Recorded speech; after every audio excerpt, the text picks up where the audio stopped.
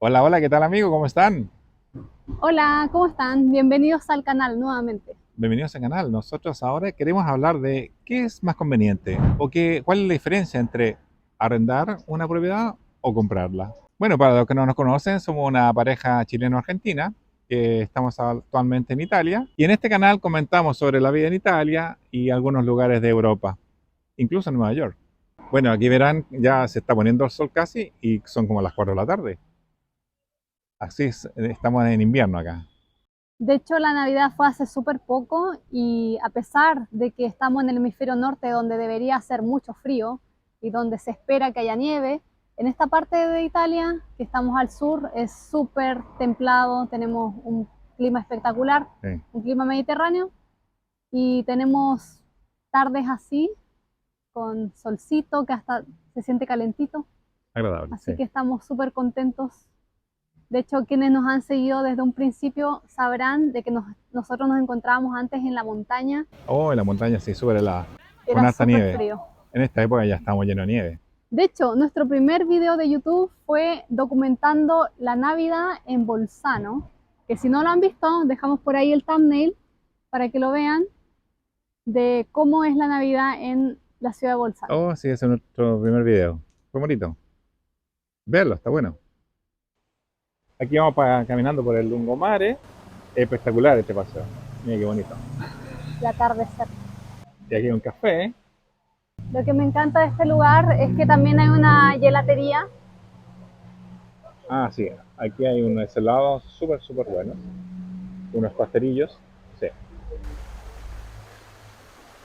espectacular. Lo que nos decían hace muy poco tiempo es que antes no era usual que la gente comiera gelato en invierno, pero hace no tantos tiempos atrás, quizás 5 años, se popularizó el comer incluso gelato ahora, en diciembre. También hay ambientes románticos por aquí.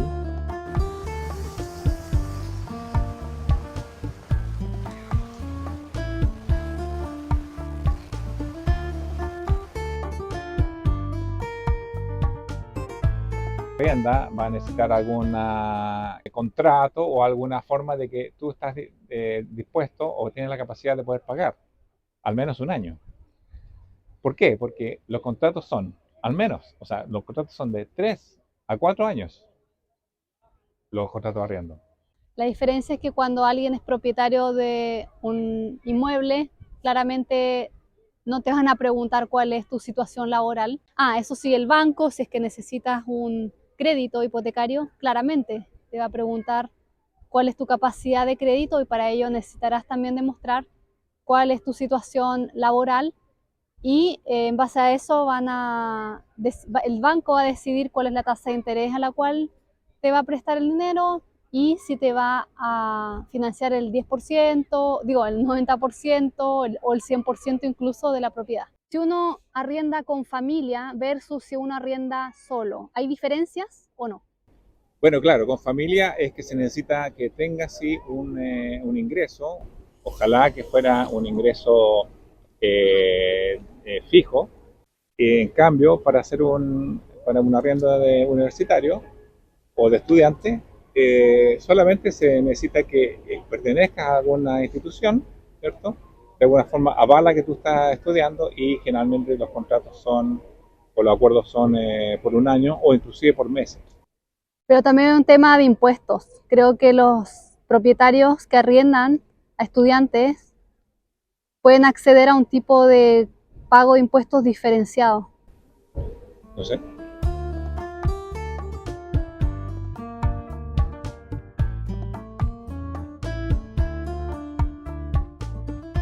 En el caso de la compra de un inmueble, no importa si eres estudiante o si eres trabajador, lo que importa es que tengas la plata para comprar el inmueble y punto. Así que no hay diferencias en ese sentido.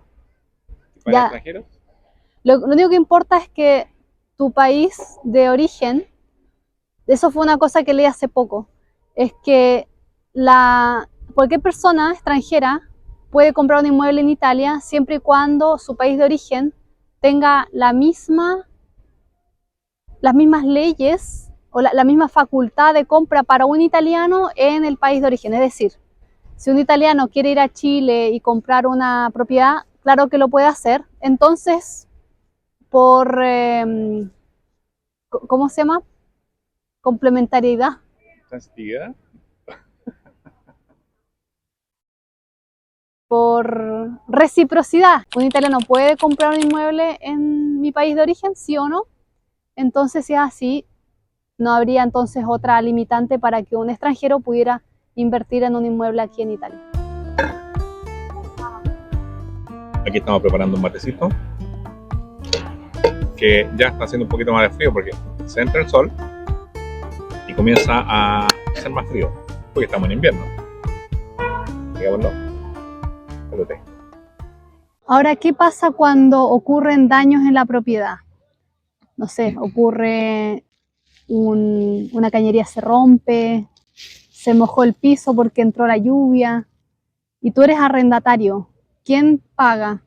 Bueno, cuando ocurre eso, el dueño es el que tiene que preocuparse de que el departamento, la casa, esté en óptimas condiciones. Si algo falla, una cañería interna o algo que, como se llama, el techo o algo más parte de la construcción, es parte del dueño que tiene que arreglarlo. Ahora bien, si existe humedad, si se humedece el baño, quedan hongos o se rompe una llave o algo así, eso es responsabilidad del que arrienda. ¿Y por qué? Porque son cosas de uso, que son cosas de uso. Por ejemplo, si tú no ventilaste bien el baño, pues que te provoquen los hongos, no sé. Eres tú el que encargado de pintar, de repintar, de limpiar. Y en el caso de que se rompa algo es porque justamente tú lo estás utilizando y se daña. Tú eres el responsable de eso. Con respecto a los gastos, que aquí se llama la especie extraordinaria o ordinaria. ¿Cuál es la Buen diferencia? punto. Cuando uno es arrendatario no conoce estos términos, pero cuando uno es propietario tiene que diferenciarlos sí o sí. Existen los gastos que son ordinarios y los gastos que son extraordinarios. Los gastos ordinarios corresponden a cualquier tipo de gasto que tenga que ver con el funcionamiento de un edificio. Dentro de ellos está la especie condominiali, que le llaman acá, que son costos del condominio que se refieren a la limpieza del edificio, a la luz, entre otros gastos, el agua de repente, de la limpieza del mismo edificio. Esos son gastos ordinarios. Y bueno, dependiendo del tipo de contrato, puede que lo pague el arrendador o quien arrienda, el propietario.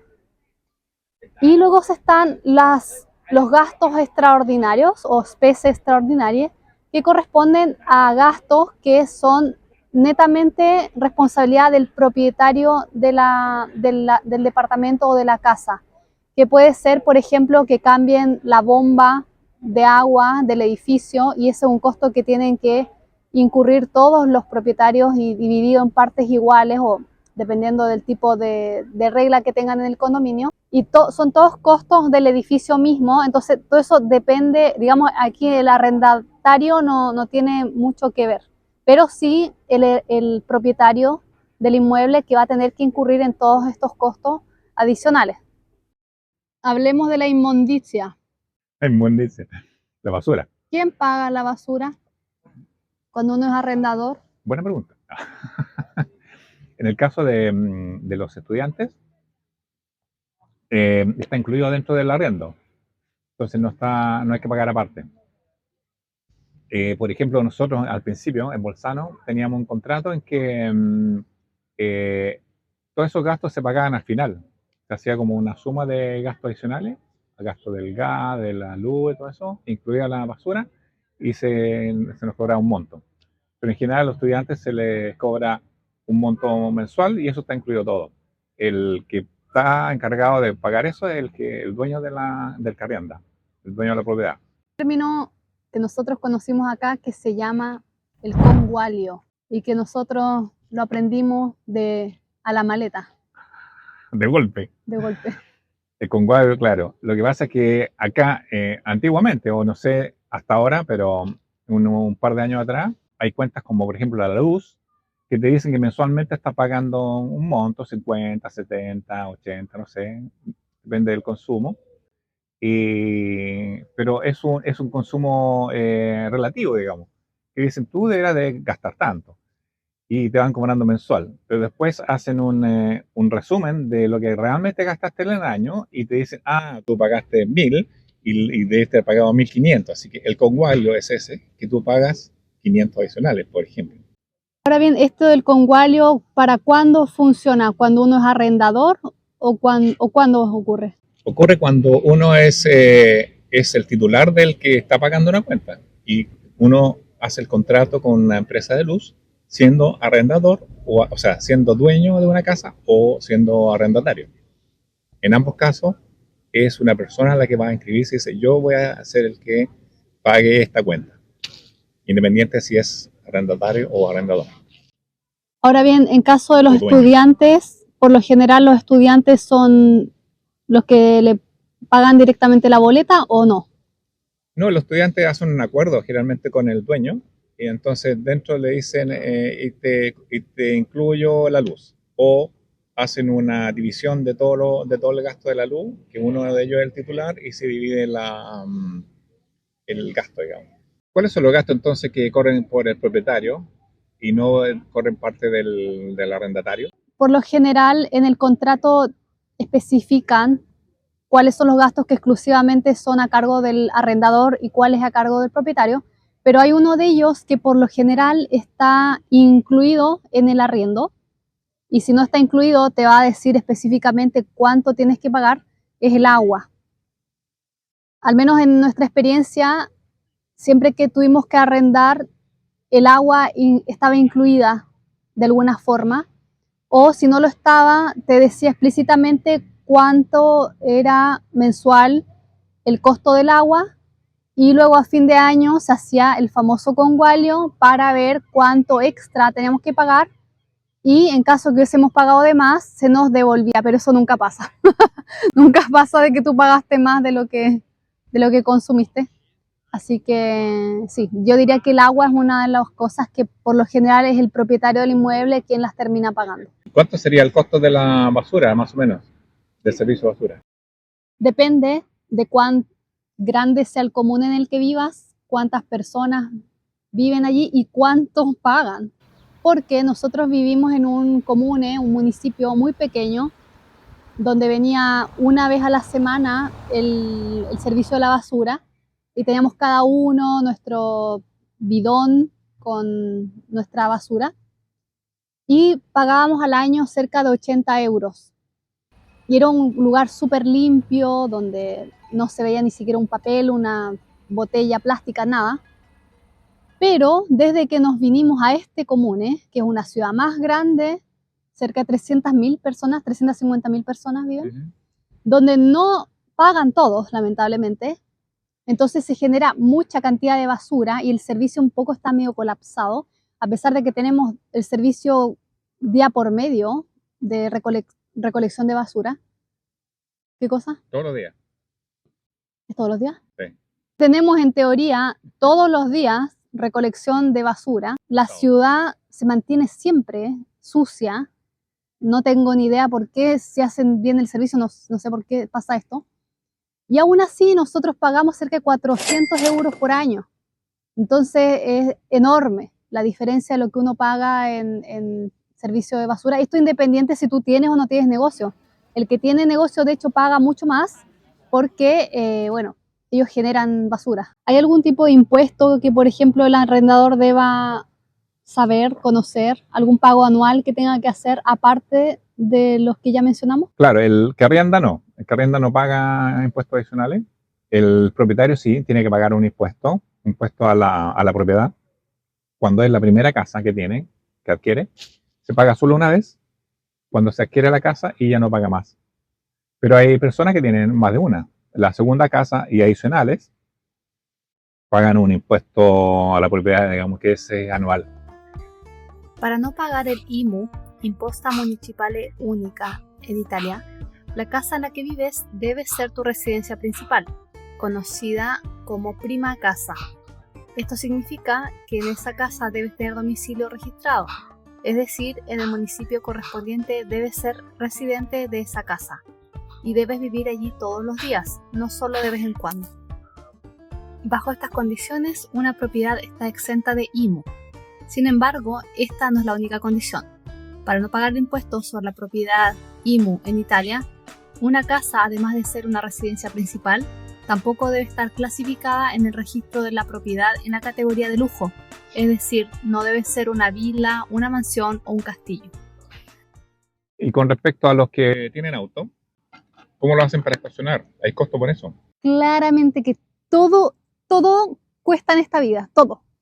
Si uno tiene un vehículo, tiene que saber que por familia, al menos podemos hablar de esta municipalidad, se permite máximo un vehículo por persona, el cual tiene que ser registrado en la municipalidad y con ese registro te dan una especie de etiqueta, la cual tienes que poner en tu vehículo para mostrar de que puedes dejarlo estacionado sin pago en las cercanías de tu casa, pero no es que te puedes ir a otro lado a estacionar porque entonces ahí no se va a la playa, no vale. Y tienes que pagar.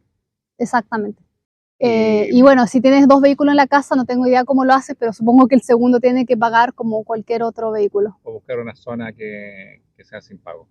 Pero eso no ocurre en todos los municipios. Por ejemplo, nosotros estuvimos en un municipio antes en el cual había mucho espacio y teníamos espacio de sobra y bueno, tenía dentro del recinto residencial había todo el espacio del mundo para poder poner un vehículo, entonces era cosa de comunicarlo al dueño del lugar y listo, no había que hacer nada más. Pero el punto es las zonas públicas, en la calle, eso ya es otro tema, depende de cada municipio. No sé si se alcanza a apreciar lo lindo que es este paseo, pero es nuestro lugar favorito para caminar, ¿cierto? Oh, sí, precioso. Es una bendición el vivir esto. Precioso. Una de mis metas para este 2026 es comenzar a trotar, así que espero ver más seguido este paseo trotando, porque desde donde vivimos nosotros hasta el castelo, que está justo aquí, son 2 kilómetros. Así que puedo partir haciendo 1 kilómetro, luego 2 y así sucesivamente. Bueno, yo también me inscribo, ¿eh? Así que probablemente tengamos un video entretenido de qué es lo que es salir a correr. Nos motivamos porque este año fuimos de voluntarios a una maratón y conocimos gente, de hecho, Sí. un argentino que estaba participando en la maratón y de Casada ahí con que una nos... italiana. Casada con una italiana, sí. Y de ahí nos motivamos, dijimos ya, listo. Yo hasta me compré zapatillas, de hecho. No sé si se alcanzan a ver, pero estas son mis primeras zapatillas para correr de mi Scarpe. Vela la Scarpe. Y miren al lugar en que hemos llegado. Justo en este lugar está el memorial de los días que faltan para el próximo Juego del Mediterráneo. Los próximos Juegos del Mediterráneo que van a ser en nuestra ciudad, el 2026, en exactamente 235 días. O sea, va a comenzar el 29 de diciembre. ¿Cómo 29 de diciembre? Ah, no. ¿Estás perdido? Nada que ver, al revés. 365. No, nada que ver. Va a comenzar como en julio. Esto viene a ser como una especie de olimpiada, porque hay 3 argollitas, porque las olimpiadas son 5. Estas son 3 argollitas, es decir, van a haber algunos juegos, como obviamente natación, todas esas cosas del mar, ¿cómo se llama? Vela, inclusive fútbol, entiendo. Ah, sí. Dicen no que sabía. sí. Pero es del Mediterráneo, son de estos países que están aquí alrededor del... O sea, España, Grecia, Francia. Claro, Italia. La parte africana también Creo será que sí. participa. Habría Ok, que confirmarlo. súper.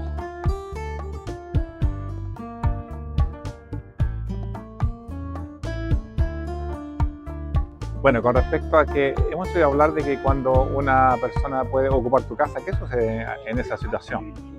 Es un tema súper complicado y creo que en otros lugares como España también sucede, que es el temor que tienen muchos propietarios de arrendar y que después esas personas no paguen. ¿Y qué ocurre? Que la ley italiana protege a las familias que tienen hijos. Entonces, en teoría, si una familia por alguna razón no paga y hay niños allí, no los puedes echar por ley.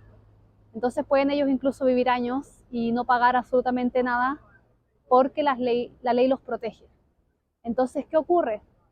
Los propietarios tienen que, antes de arrendar un inmueble, entrar a hacer toda una serie de entrevistas y pedir documentación para saber qué tipo de personas son, dónde trabajan, para ver si tienen garantías, porque en caso de que llegara a ocurrir que no quieren pagar, la ley protegería a quien está habitando una casa. Pero además, si encuentran una casa que está desocupada o no están los moradores en el momento, pueden llegar y ocuparla, ¿no? Sí, de hecho nos contaron hace muy poco tiempo el caso de una familia que tenían una casa en la cual no estaban viviendo, iban de vez en cuando, y se pasaron el dato de que la casa estaba desocupada y ocurrió de que entraron de manera abusiva y entraron a ocupar la casa y luego de ahí no los sacaron nunca más. ¿Por qué no lo pudimos sacar? Porque habían niños. El hecho de que hayan niños ya hace que no los puedas echar. Entonces, por eso también es importante que en caso de que hayan casas de vacaciones, los propietarios tienen que tener gente de confianza que les vayan a mostrar presencia en esos lugares, porque puede que sea el objetivo de algunas personas con otros intereses. ¿Così? Sí. Ok. Estamos probando uno Dubai e Panettone. Con mi micrófono de gelato en la mano, quiero comentarles que ahora, en este preciso momento, vamos a ser presenciadores. ¿Se dice presenciadores? Creo que sí, vamos a estar presentes. Bueno, seremos espectadores de un evento importante que es el paso de la antorcha olímpica por la ciudad de Taranto. Así que estamos expectantes a que pronto pase la persona a cargo de llevar la antorcha. Vamos por eso. Aquí al menos vienen los policías. Los carros policiales. La ambulancia. Ahí viene la ambulancia. De fondo tenemos al castillo aragonés. Y ahí se divisan. Creo que ahí vienen. Lo que vemos al frente es el puente Girevole, que es un puente muy interesante porque tiene la facultad de abrirse en la mitad y dejar pasar naves gigantes militares. Exacto. Y el que une la ciudad antigua con esta ciudad más nueva. Ahí viene una delegación. Ahí viene una delegación de deportistas. ¿Son todos atletas? Atletas, deportistas. Cortina 2026, grazie Taranto, sta per arrivare il convoglio. Grazie. Il console, il nostro DJ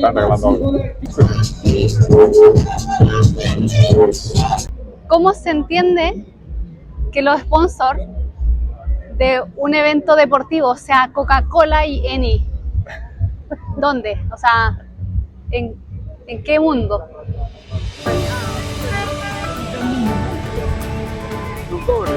Fermati!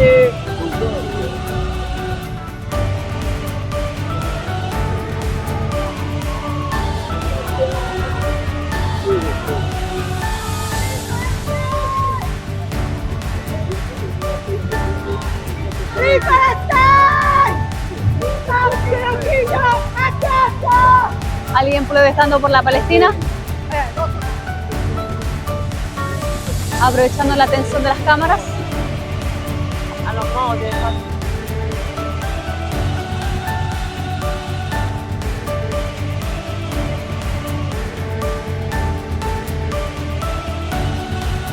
Bueno amigos, espero que haya sido de interés para ustedes. Lo hicimos con todo cariño. Espero que les sirva.